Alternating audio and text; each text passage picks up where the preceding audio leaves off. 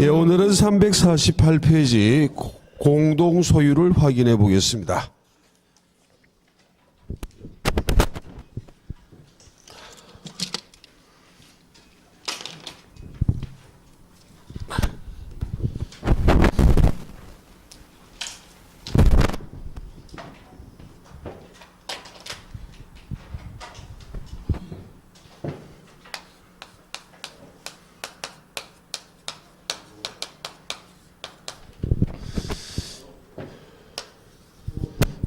예, 공동 소유의 의미를 가볍게 확인해 볼게요.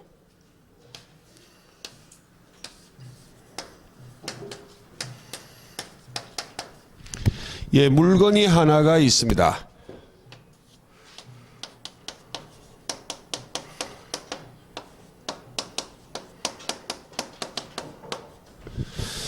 물건 하나는 일물일권주의에 따라 소유권이란 권리는 반드시 하나가 있어요.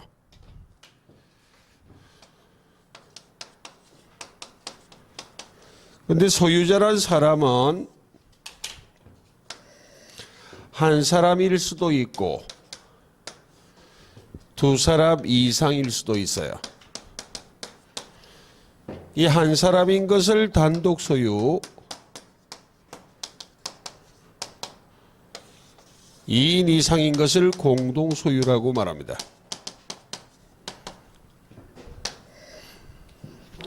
물건 하나를 두 사람 이상이 소유하고 있는 것을 공동 소유라고 말해요. 이 공동 소유는 크게 세 가지가 있습니다.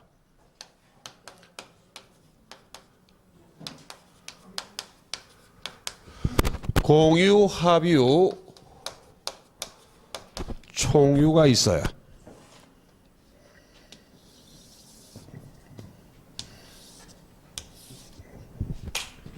자, 시험에 중요한 것은 공유가 중요합니다. 10중 8구 공유에서 출제를 하지 합유나 총유는 시험에 잘 묻지 않습니다. 간혹 물어볼 수도 있기 때문에 합유, 총유는 공유를 정확하게 이해한 다음 어느 정도 내공이 쌓였을 때 살짝 가미할 거예요. 공유에 초점을 맞추란 이야기입니다. 근데 공유하고 합유하고 약간 비슷한 점이 있기 때문에 공유를 정확하게 이해하기 위해서 합유하고 비교를 해볼 겁니다. 총유는 거의 시험에 잘 묻지 않습니다. 나중에 기본적인 내용이 이해가 된 다음 살짝 설명할 거예요. 자, 그럼 이 두 사람 이상이 인적 결합의 정도가 강한지 약한지 거기에 따라 이 세 가지로 나누고 있다는 말입니다. 공유는 이 두 사람 이상의 인적 결합의 정도가 모래와 같아요. 모래와 같다는 이야기는 강가나 바닷가의 모래는 이런 뭉쳐있는 것처럼 보이지만 손으로 이렇게 쑥 들어버리면 다 빠져버린다는 거 아시겠죠? 예. 이 두 사람 이상의 소유 형태가 너무너무 개인적이다. 로마법에서 유래된 가장 개인적인 소유 형태가 공유예요. 너무너무 개인적이기 때문에 지분이란 개념이 뚜렷이 등장합니다. 그런데 총유는 두 사람 이상의 인적 결합의 정도가 너무너무 강해요. 차돌맹이와 같아요. 차돌맹이는 공중에 수천 번을 집어던져도 절대로 흩어진다, 흩어지지 않는다. 흩어지지 않아요. 게르만 부족법에서 유래된 가장 집단적인 소유 형태이기 때문에 절대로 흩어질 수 없다. 지분이란 개념 자체가 없습니다. 그럼 총유는 지분이란 개념이 없기 때문에 총유에서는 지분이 어쩌고 저쩌고 이런 논리를 전개할 수 없어요. 그런데 합유는 두 사람 이상의 소유 형태가 중간 소유 형태예요. 굳이 흙에 비유한다면 진흙 같아. 진흙은 1억 뭉쳐 있어 쉽게 풀리지는 않지만 억지로 물이라도 흔들어 버리면 풀릴 수는 있다 없다? 있어요. 이게 중간 소유 형태입니다.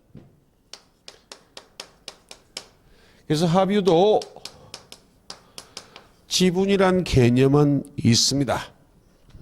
그럼 지금부터 공유를 다시 이해를 해 보겠습니다. 자, 물건 하나를 두 사람 이상이 지분에 의하여 소유하는 형태를 무엇이라 말한다? 공유요.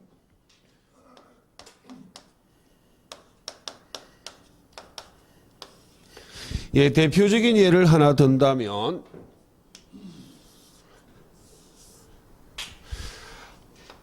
자, 한 필지의 토지를 소유하는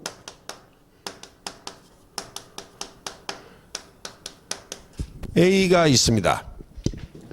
자, 이 토지가 시가 10억 상당이에요. 그때 A가 소유하는 토지를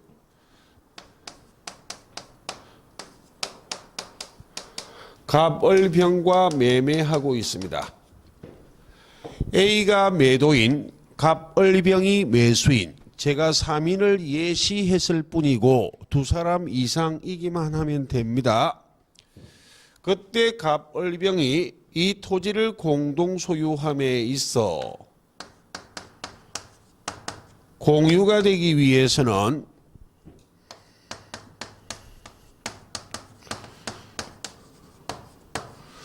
공동 목적이 없어야만 해요.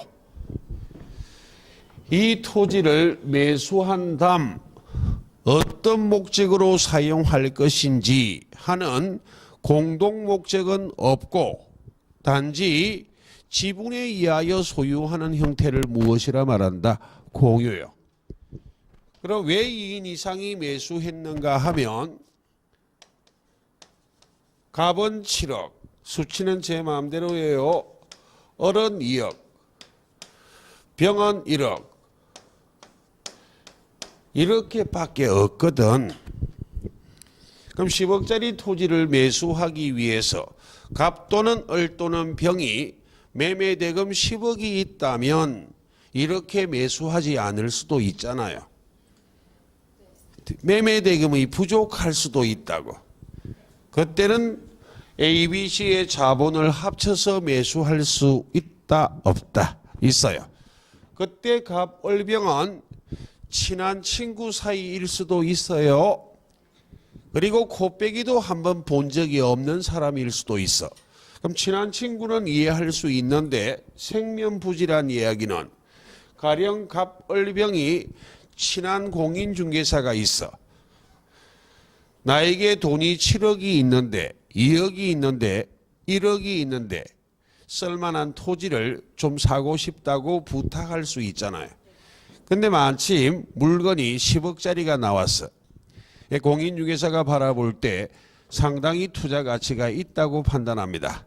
그래서 고객 갑을병에게 연락을 해서 이 토지를 갑을병이 매수인으로 매수할 의도가 있는지를 의견을 모아서 매수할 수도 있잖아요. 그때는 갑을병이 본 적이 없는 사람일 수도 있어요. 예. 그런데 단지 지분에 의하여 소유하는 것에 불과하지 이 토지를 매수하여 어떤 목적으로 사용할 것인지 공동 목적이 없는 소유 형태를 무엇이라 말한다? 공유요. 그럼 이 경우는 다른 특별한 사정이 없는 한 갑은 10분의 7, 을은 10분의 2, 병은 10분의 1 이렇게 소유하면 되죠. 예, 이런 걸 무엇이라 말한다? 지분이라 말해요. 지분은 소유권의 양적 일부입니다.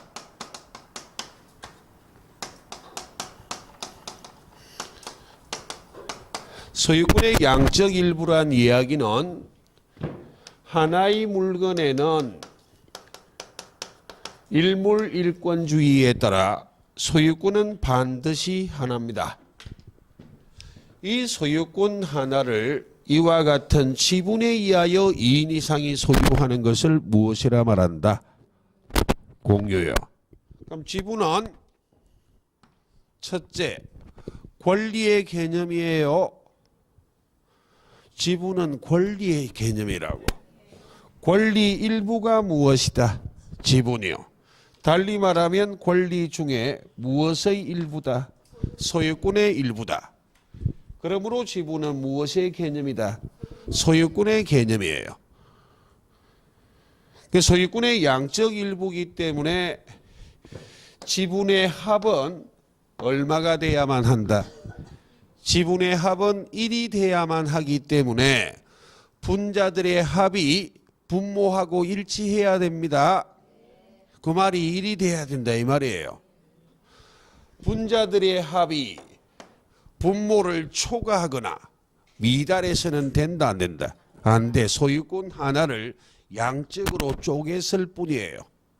그 말입니다. 예, 이게 바로 공유가 된다.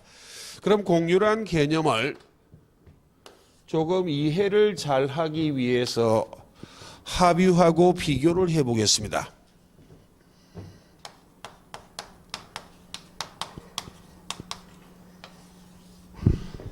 자, 합유의 대표적인 예는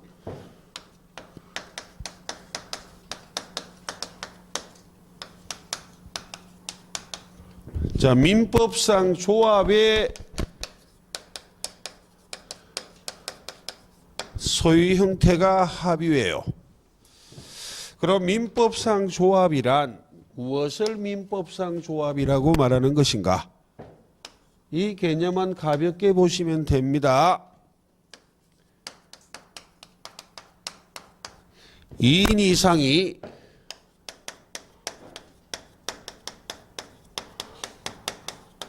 공동 출자한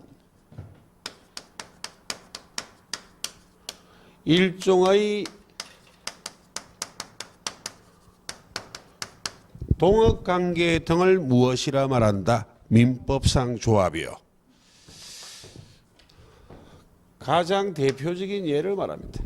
일종의 동업관계 등을 말해요. 그럼 동업을 하나 예를 들어 볼게요. 가령 갑을병이란 2인 이상이 공장을 건축하고 경영하려고 해요.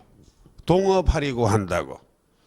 그럼 공장을 건축하고 경영하기 위해서는 자본력도 있어야 하고 기술력도 있어야 되잖아요. 자본이 한 20억이 필요해요. 갑이 자본을 10억을 출자하고 을이 자본을 10억을 출자하고 병은 기술을 출자했어요. 근데 병의 기술이 만약 10억의 가치가 있다고 판단했다면 이 공장이란 물건에는 소유권이란 권리는 일물일권주의에 따라 반드시 하나이지만 이 소유권 하나를 2인 이상이 이렇게 나누어 가지면 되죠. 비율은 제 마음대로 예시한 것에 불과해요. 이와 같이 합유도 지분이란 개념은 있다. 합유 지분도 공유 지분과 마찬가지로 소유권의 양적 일부입니다. 지분의 합은 얼마가 돼야만 한다? 1이 돼야만 해요. 그럼 얘네들은 왜 합유라고 이야기하는 것인가? 공유와 달리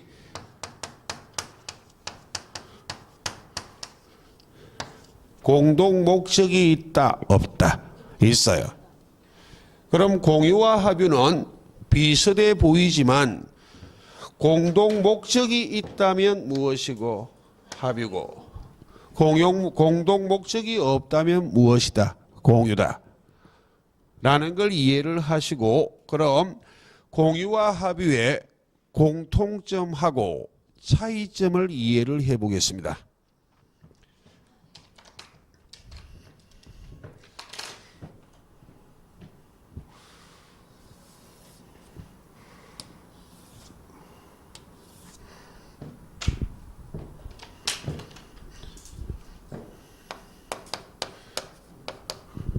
공유에 초점을 맞추어야만 합니다. 공유와 합의요.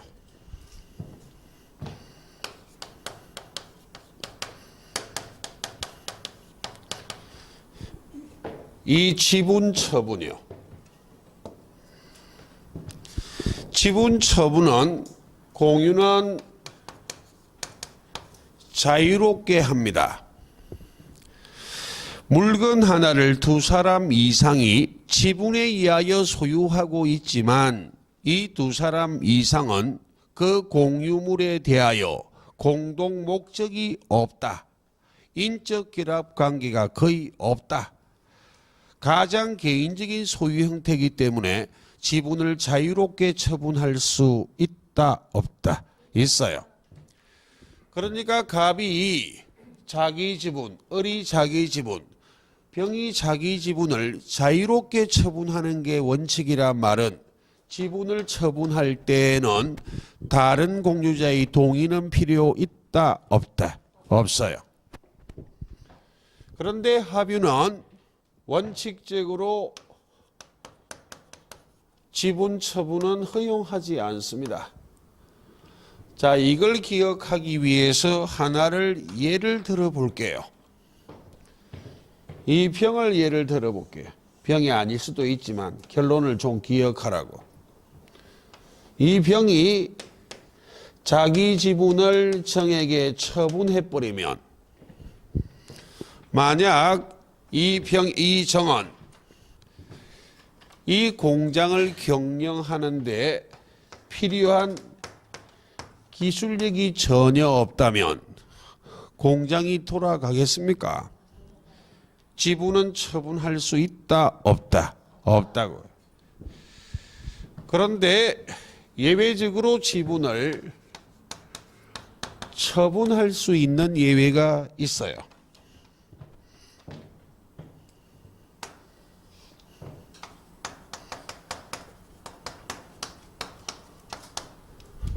이 결론을 기억하라고 하나의 예를 들었을 뿐입니다. 이 정이 공장을 경영하는데 병의 기술력보다 더 탁월하다면 굳이 갑을이 병이 지분을 처분하는 것을 말릴 필요는 있다, 없다? 없잖아요. 갑을이 동의를 한다면, 즉 전원이 동의한다면 예외적으로 지분을 처분할 수 있다, 없다? 있어요. 이 결론을 기억하라고 이 예를 든 거예요. 예로서 시험 안 물어봐요. 자, 그 다음 물건의 분할이요.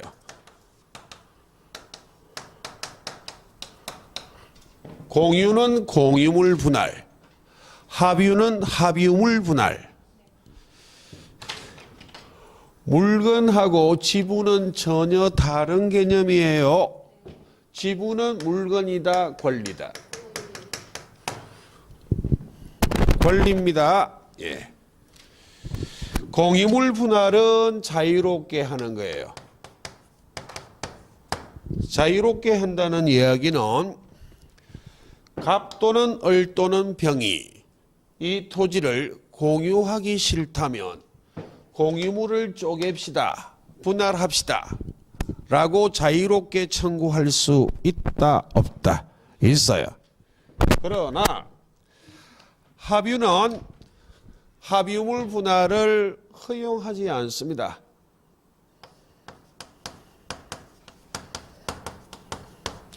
조합체가 존속하는 한 합유물은 쪼갤 수 있다, 없다? 없어요. 자, 이 공장을 이렇게 쪼개자고 주장하는 것은 공장 꼬라지가 좋습니까? 공장이 제대로 가동될 수 있다, 없다? 없기 때문에 이런 조합체가 존속하는 한 합유물을 쪼개자고 주장하는 건 허용한다, 안 한다? 안 한다고. 자, 여기까지가 공유와 합유의 대표적인 차이점이에요. 그래서 이렇게 말한다고.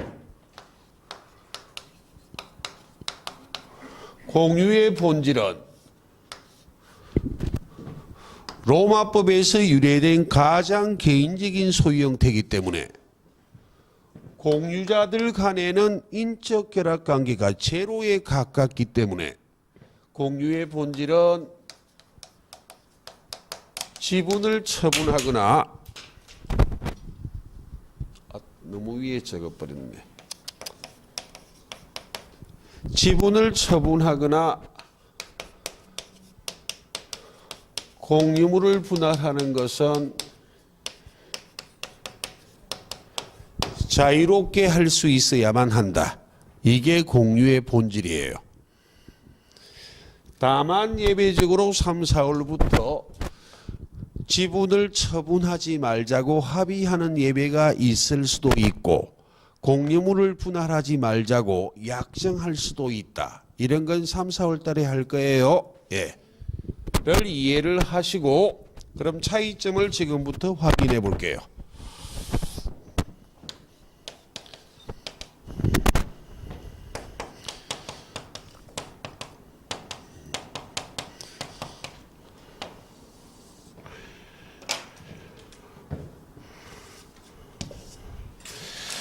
공유물, 합유물이란 물건을 처분 변경할 때는 어떻게 해야만 하는가? 일단 1, 2월 달에는 처분에 초점을 맞추시면 되겠습니다. 만약 이 토지를 가벌병이 공유하고 있다면 이 토지란 물건을 대표적인 처분, 팔아먹을 때 지분을 팔아먹는 건 권리를 파는 것이고 공유물을 파는 것은 물건을 처분하는 거예요. 지분 처분과 공유물 처분은 같은 말이다, 다른 말이다. 다른 말이. 이는 권리의 처분이고 이건 무엇의 처분이다? 물건의 처분이요. 이 공유물이란 토지를 제3자에게 처분, 팔아먹을 때에는 각자 단독으로 할까요? 전원의 동의로 할까요? 예, 고맙습니다. 틀려도 괜찮아요.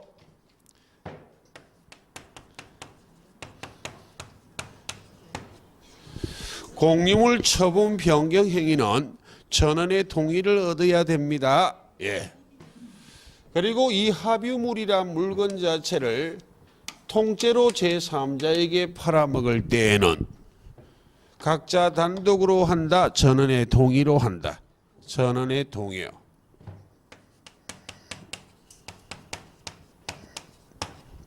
그런데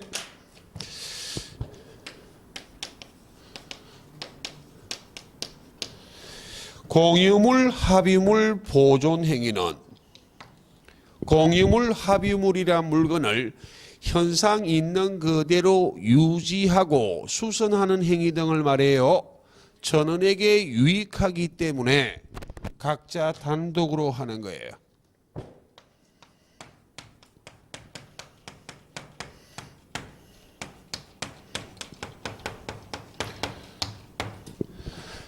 그래서 공유물 처분 변경 행위와 합유물 처분 변경 행위는 전원의 동의 같다 이 말입니다.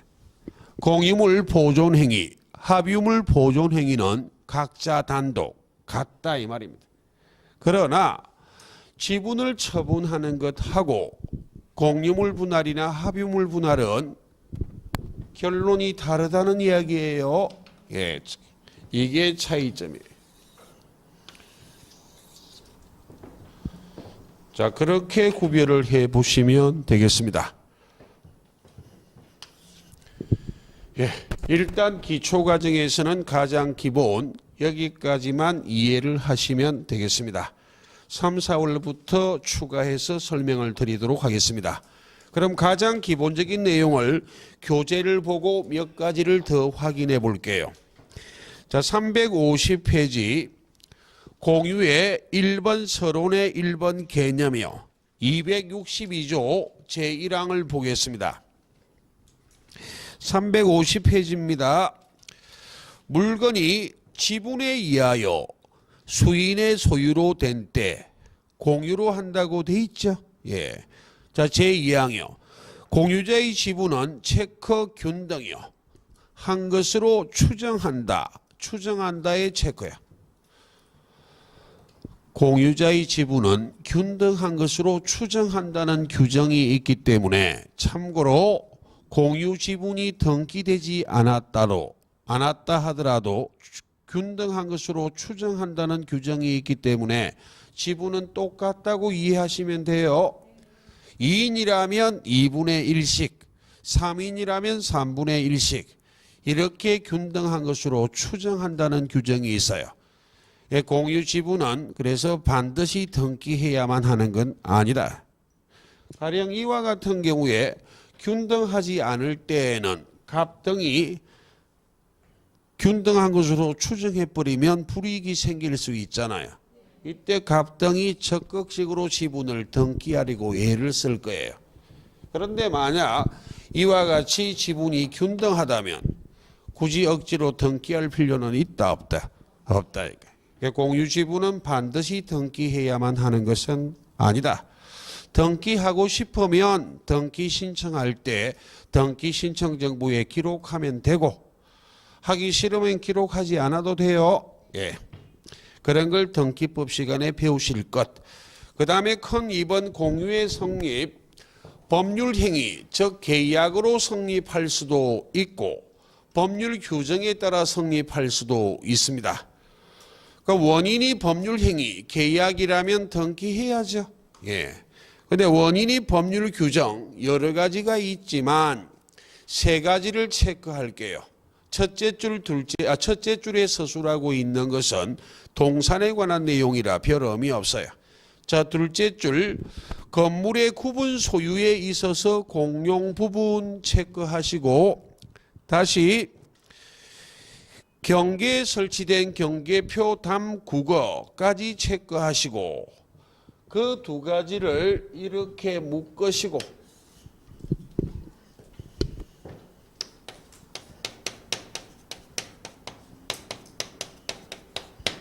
분할 금지라 적으시면 되겠습니다.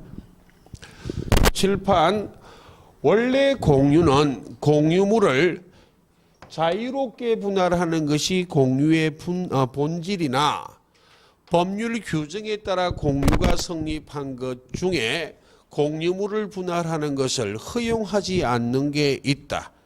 집합 건물, 구분 건물의 공용 부분이요.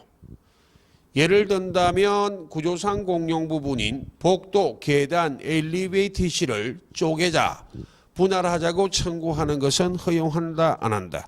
안 한다고.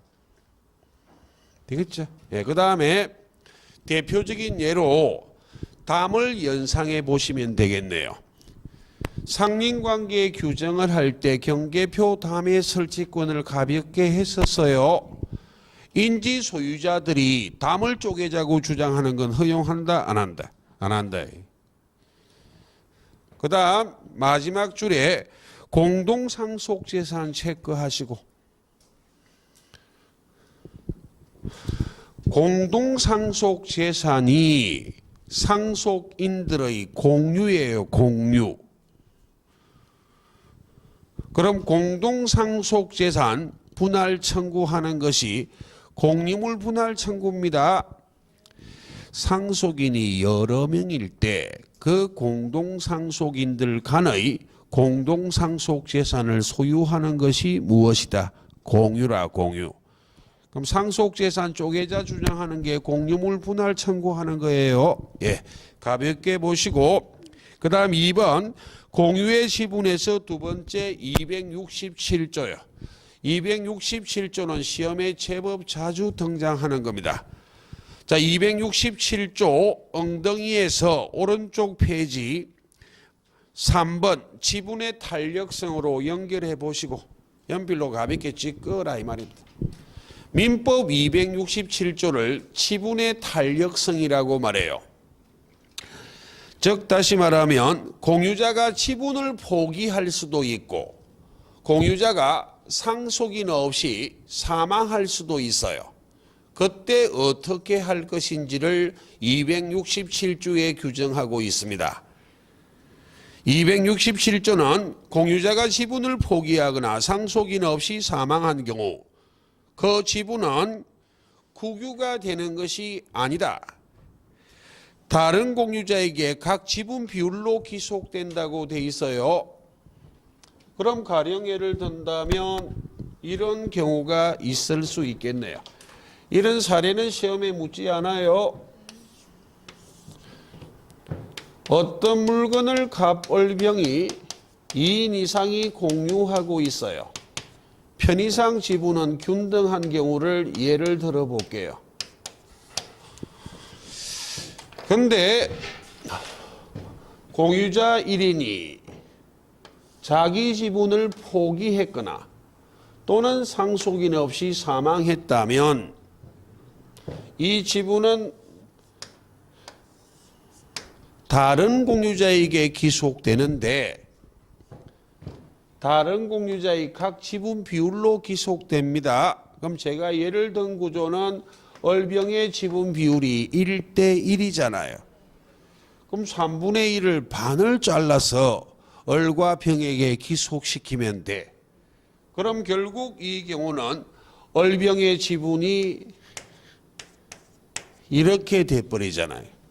이제는 공유는 누가 공유하는데? 을병이.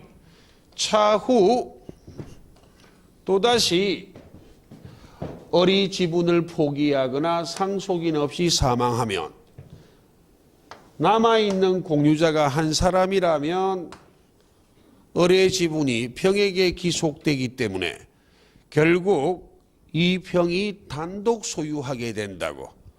공유에서 단독 소유로 귀결되는 특성을 무엇이라 말해? 지분의 탄력성이라 말해요. 공유자 중 1인이 사망하거나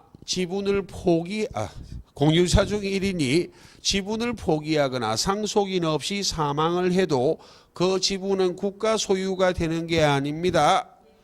다른 공유자에게 귀속돼. 다른 공유자의 각 지분 비율로. 그 말입니다. 예. 267조를 조금 이해하시면 되겠습니다. 자, 그럼 공유는 이점 하시고 뒤로 넘어가 볼게요. 예, 용익 물건을 확인해 보도록 하겠습니다.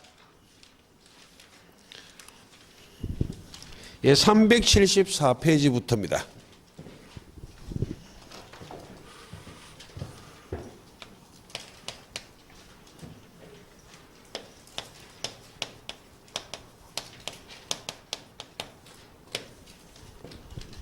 자, 용익 물건은 크게 세 가지가 있습니다. 지상권, 지역권, 전세권.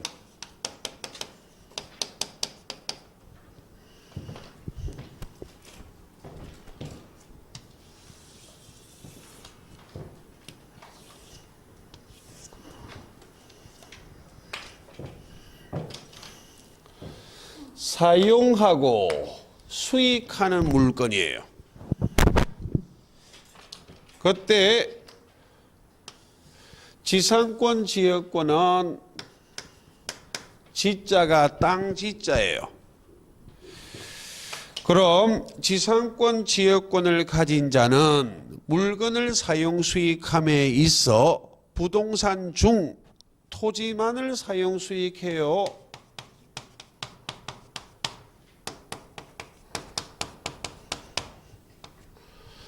근데 전세권은 땅 지자를 적고 있지는 않잖아요. 부동산 중 토지뿐만 아니라 무엇도 사용 수익할 수 있다. 건물이요. 어찌됐든 용익 물건은 그 객체가 부동산이지 동산이 객체가 될 수는 없습니다. 용익 물건은 부동산 물건이에요. 그때 토지, 건물을 사용 수익함에 있어 지상권, 전세권은 배타적으로 점유하여 사용 수익하는 권리입니다. 그럼 존속기간 내에는 지상권을 가진 자, 전세권을 가진 자만 그 토지나 토지 건물을 배타적으로 점유하여 사용 수익하지, 지상권 설정자, 전세권 설정자는 사용 수익할 수 있다 없다? 없어요. 근데 지역권은 사용 수익은 하지만 배타적으로 점유하여 사용 수익하지는 않아요. 지역권은 비배타적, 아닐 비자예요. 비배타적 공용적 성격을 갖고 있어. 지역권을 가진 자만 사용 수익하는 것이 아니라 지역권을 설정한 자, 성역지 소유자도 사용 수익할 수 있다 없다? 있어요.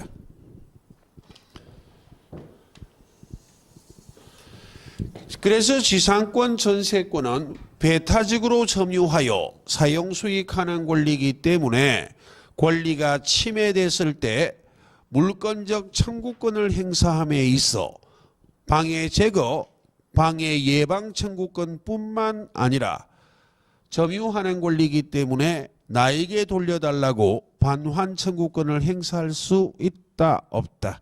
있어요.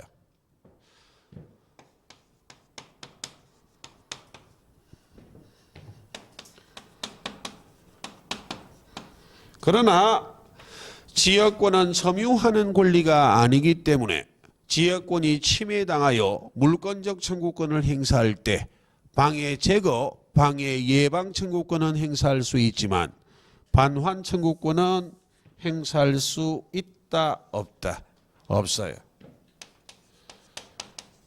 간혹 제가 말따로 글따로 적는 실수를 할 때도 있습니다. 예. 그때는 딱 지적을 해 주셔야 됩니다. 자, 그렇게 이해를 하시고 그 다음 지난주에 부동산 소유권의 점유 취득 시효를 했었어요. 부동산 소유권만을 점유 취득 시효하는 것은 아닙니다. 소유권이 아닌 권리도 점유 취득 시효의 대상이 될 수 있어요. 그럼 어찌됐든 소유권을 점유 취득 시효하든 소유권 이외의 권리를 점유 취득 시효하든 원칙 시효, 취득 시효 제도는 누구에게 인정되는 것이다? 점유하고 있는 자에게 인정되는 거예요. 그러므로 지상권, 전세권은 점유하는 권리이기 때문에 취득 시효 대상이 될 수 있다 없다? 있어요.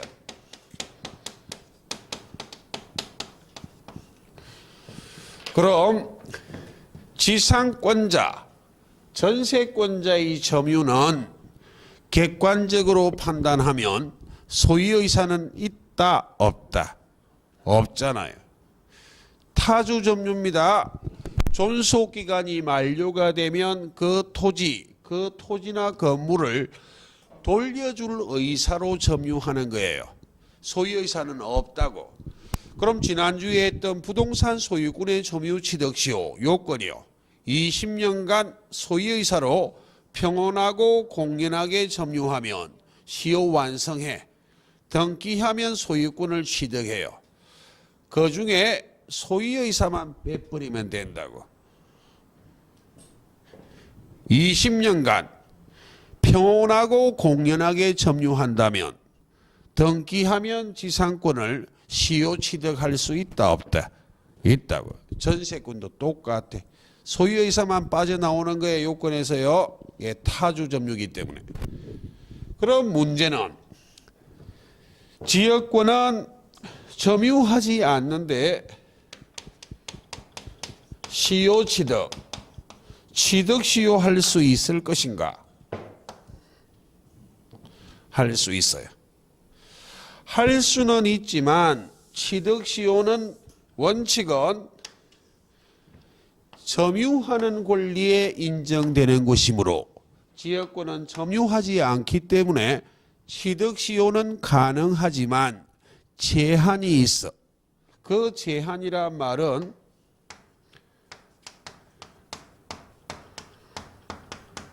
계속되고 표현된 지역권에 한해서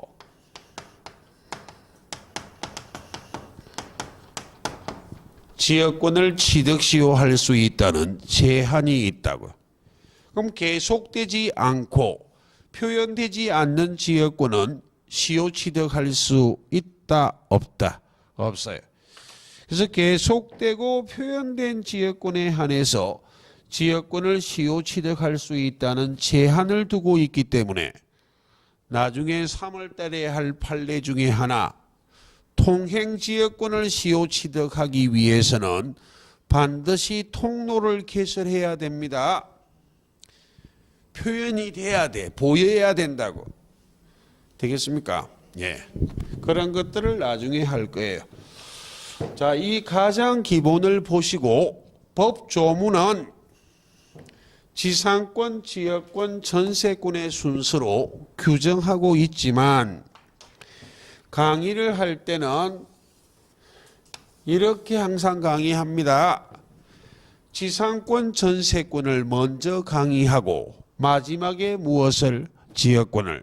왜? 지상권, 전세권은 배타적으로 점유하여 사용수익하는 권리이기 때문에 비교해야 될 게 많다고. 이 두 가지를 먼저 비교해서 설명을 드립니다. 예. 그럼 그중 먼저 지상권을 해볼게요.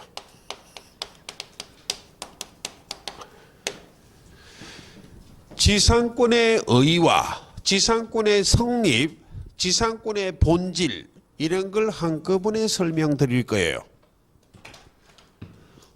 자, 지상권의 객체는 토지라 그랬어요. 가령 토지를 소유하는 갑이 있습니다. 그럼 그 위에 건물을 짓거나 공작물을 세우거나 수목을 심은 자가 있다면 이런 물건을 지상에 있는 물건이라고 지상물이라고 말해요. 지상물을 소유하는 자는 짓고 세우고 심은 자의 소유잖아요. 그럼 을의 입장에서는 이 토지는 타인의 토지잖아요. 타인의 토지에 지상물, 즉 건물, 기타 공작물, 수목이요.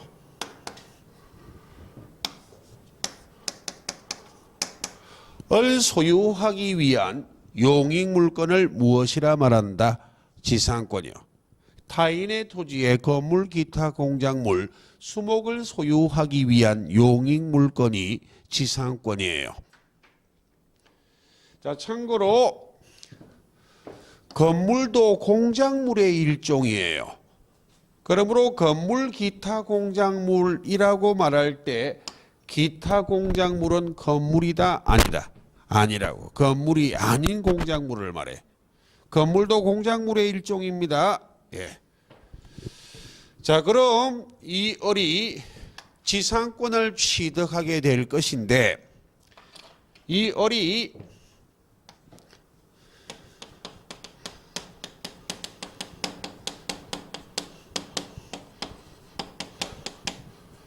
지상권을 취득한 원인이 무엇인가?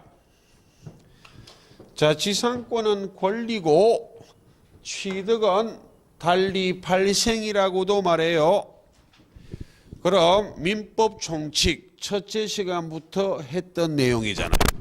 법률 사실, 법률 요건, 법률 효과.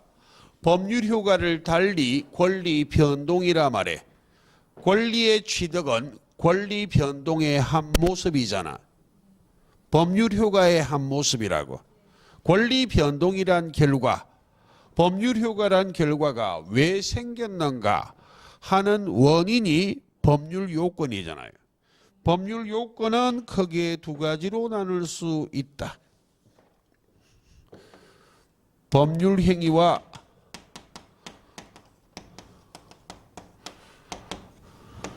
법률의 규정으로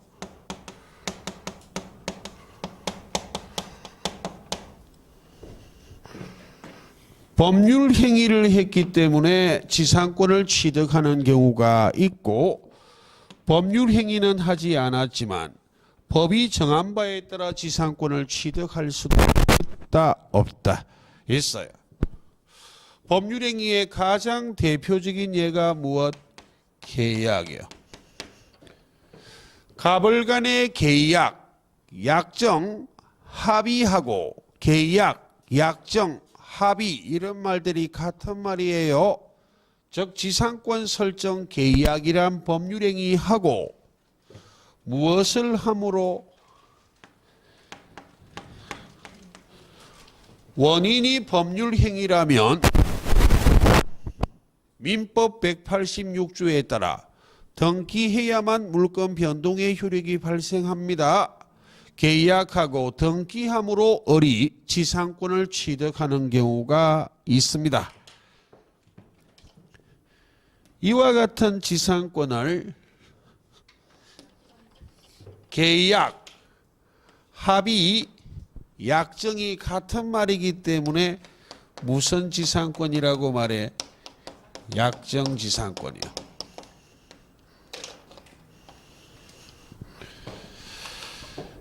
법률행위는 하지 않았지만 법률 규정에 따라 지상권을 취득하는 경우가 있어요. 민법 187조 상소, 공용징수, 판결, 경매, 기타 법률 규정에 따라 지상권을 취득할 수 있다는 이야기요.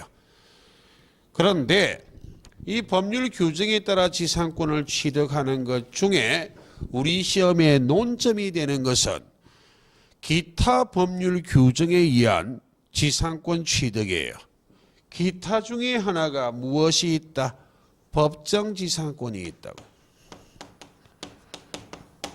오늘 법정지상권 맛볼 거예요. 법정이란 말이 법률 규정의 약자예요. 그럼 법정지상권은 법률 규정에 의한 물권 변동이기 때문에 지상권을 취득하기 위해서는 등기는 필요 있다 없다? 없어요.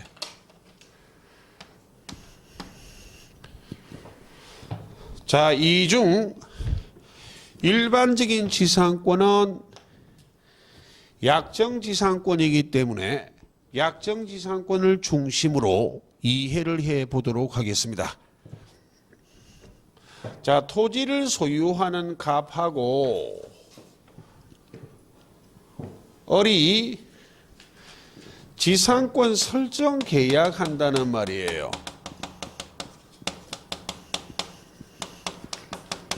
지상권 설정 계약하고 토지 소유자가 지상권 설정자예요. 그리고 을이 지상권자예요. 자, 그러므로 계약이란 법률행위하고 있기 때문에 을이 지상권이란 부동산 물건을 취득하기 위해서는 민법 186조에 따라 무엇해야만 한다? 예, 지상권 설정 등기해야만 해요. 이렇게 계약하고 등기함으로 성립하는 지상권을 무엇이라 말한다? 약정지상권이요. 지금 제가 약정지상권을 예를 들었습니다.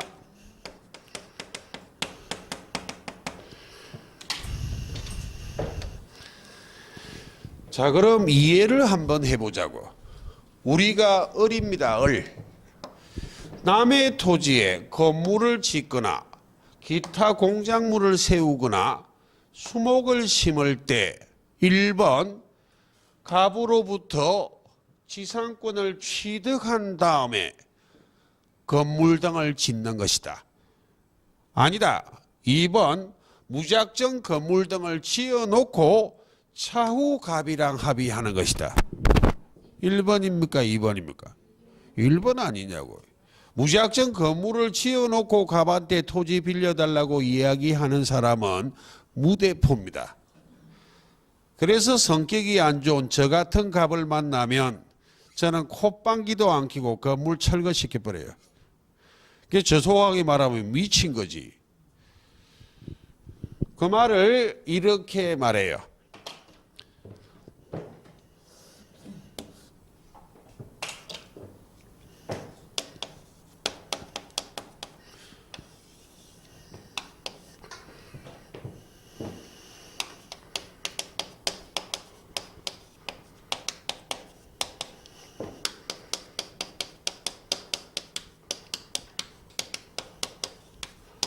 지상권의 본질이 지상물을 소유하는 데 있는 것이 아니다.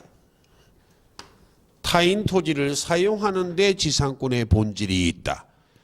이 현란한 말이 다른 말이 아니라 일반적으로 먼저 합의하고 등기함으로 지상권을 취득을 해.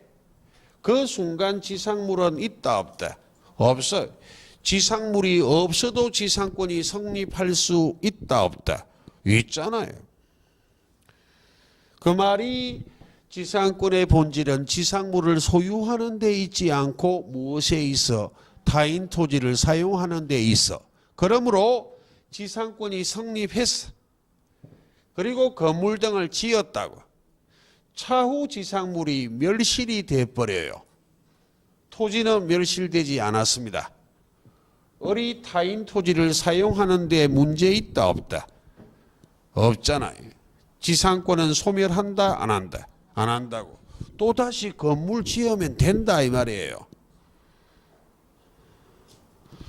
지상권의 본질은 개념은 지상물을 소유하는 용익물건이라고 말을 하지만 본질은 지상물을 소유하는 데 있지 않고 타인 토지를 사용하는 데 본질이 있기 때문에 지상물이 없어도 무엇이 성립할 수 있고 지상권이요. 지상권이 성립한 이후 지상물이 멸실됐다 할지라도 지상권은 소멸한다 안 한다? 안 한다고. 그게 지상권의 본질이에요. 시간 너무 흘러버렸네. 그럼 잠시 쉬다 계속 연결해야 되기 때문에 혹시 칠판 지어주실 분은 이 부분은 지우지 마십시오. 앞쪽만 좀 지어주십시오. 잠깐만 쉬겠습니다.